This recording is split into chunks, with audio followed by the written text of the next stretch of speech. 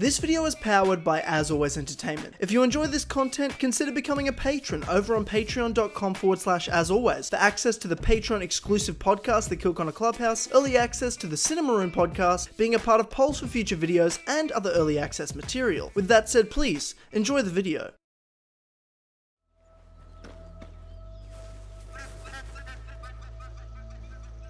There it is.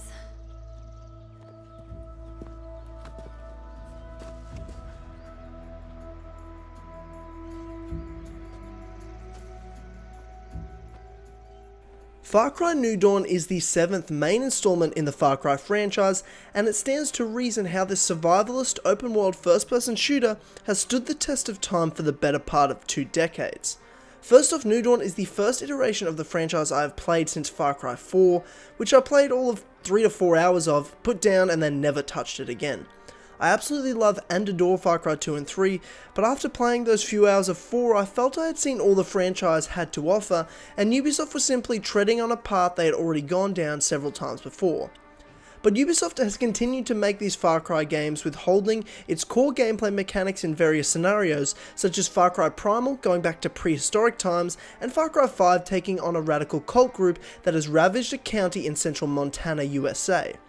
I had no major interest in revisiting the Far Cry franchise anytime soon, with all I had seen being once again the same old, same old. So here we are in 2019, and Ubisoft released Far Cry New Dawn, a post-apocalyptic Far Cry set directly after the events of 5 in once again Hope County, Montana.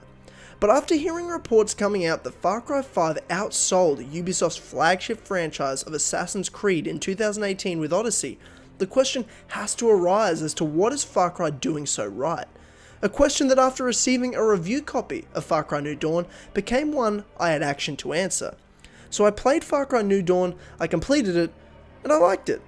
Now don't get me wrong, New Dawn's full of flaws and faults, and it is not up to the level I hold Far Cry 2 or 3 to, but nonetheless I find myself with a greater understanding as to what Far Cry are doing right, as well as what Ubisoft are doing wrong, not just with Far Cry, but with most of their many major AAA franchises.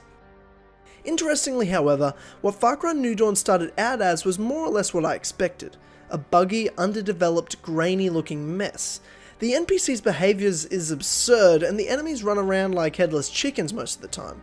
After an hour of playing, I was majorly concerned that Far Cry was not only retreading old territory, but doing it in an unpolished mess of a product. The story has you play as the head of security of Thomas Rush, a man who is known for his building of settlements throughout this post-apocalyptic world.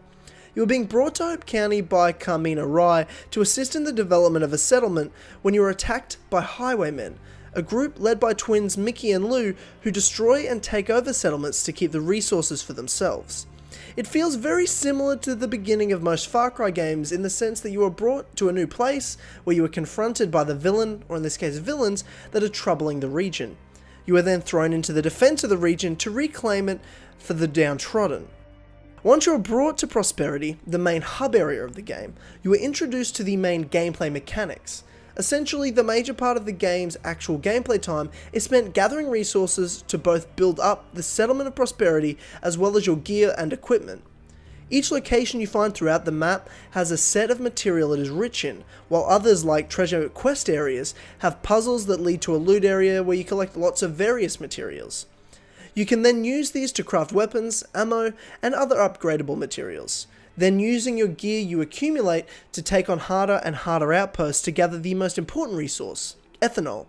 This is used to upgrade Prosperity itself, which unlocks you better upgrade materials, higher level weapons and vehicles, and again, you see where I'm going with this. Granted, it's a gameplay formula that if you've played even one Ubisoft AAA title in the past 10 years, you're probably familiar with. However, that is what New Dawn does best. As a looter-shooter game exploring a post-apocalyptic world, it's one you can find yourself digging hours into as you listen to music or podcasts. Hello everyone, how's it going, and welcome back to the Kill Connor Club podcast. New Dawn is a game I was never at any point enthralled in or couldn't put down, but something I definitely had my time enjoying the grind of. In fact, listening to something while playing certainly helped cover up having to listen to the horrendous writing and terrible character interactions I faced during the game. Honestly, between you and me, my dude, that shit down there is my freaking lifeline. Between you and me, my dude. with a forgettable sidecast of misfit beta characters that you're expected to believe have survived the harsh terrain of a post-apocalyptic world as experts you meet, as well as the roster of characters you collect in side missions. I found myself just cringing through so much of the writing. Far Cry New Dawn's story is split up into several parts, and once you complete the very forgettable Part 1, the game and its stories does start to finally find some ground, focusing less on its gameplay and at least attempting to tell an expansive story with decent characters and consequences. This is when I found the upgrade system got a bit deeper as well, introducing expedition missions where you leave Hope County to somewhere else in the US to collect rare loot for higher level upgrades. I also started facing the elite level outposts, and all of a sudden the gameplay got a bit more challenging and quite a bit more rewarding. The game expanded very subtly both mechanically but also as a storyline. It's unfortunate that it took so long to do so, but the game really took its time to show you all it had to offer. The main criticism of that is the story took such a backseat early on that if I wasn't determined to finish it and write a review of the game, I probably would have put the game down in Part 1 and never come back to it. Far Cry New Dawn knows what Far Cry does well, and it puts that at the forefront of the gameplay through 75% of your game time. It uses the looter shooter elements gamers of today seem to love and mix it in with what Far Cry does as a survivalist open world game. What it does so right is focus on not forcing you to do anything, but allowing you to have the experience however you'd like, opening up more or less the entire map to you from the very start of the game and letting you play the game to run around as a post-apocalyptic world to loot hideouts or craft weapons or take over strongholds or explore everything else the game has to offer. It uses the many tools and features of previous Far Cry games while also taking from other popular franchises of today. But the biggest thing I think Far Cry does is not do too much. Far Cry New Dawn is not a massive game-changing experience, not even close. But it doesn't try nor want to be. It just wants to be the next experience in a franchise from a company that always wants you to have a franchise of its bombarding you in the marketplace throughout the year so you'd buy it. And it's working. It doesn't create a big expectation for what's coming next, but leaves you with enough to warrant the next installment happening that will inevitably come. I don't know if I'm at all interested in Far Cry any more as a franchise than I was before playing New Dawn, but I certainly see the tropes of other Ubisoft titles like Assassin's Creed feed into the current structure of Far Cry, both in gameplay and also as a franchise overall.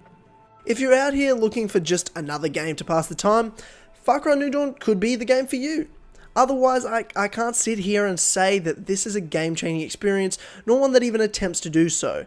It's simply another entry in a long-existing franchise that retreads the path it has for many, many years, structuring itself as a franchise that knows what it does well and doesn't stray away from that. This game, in my opinion, is just okay.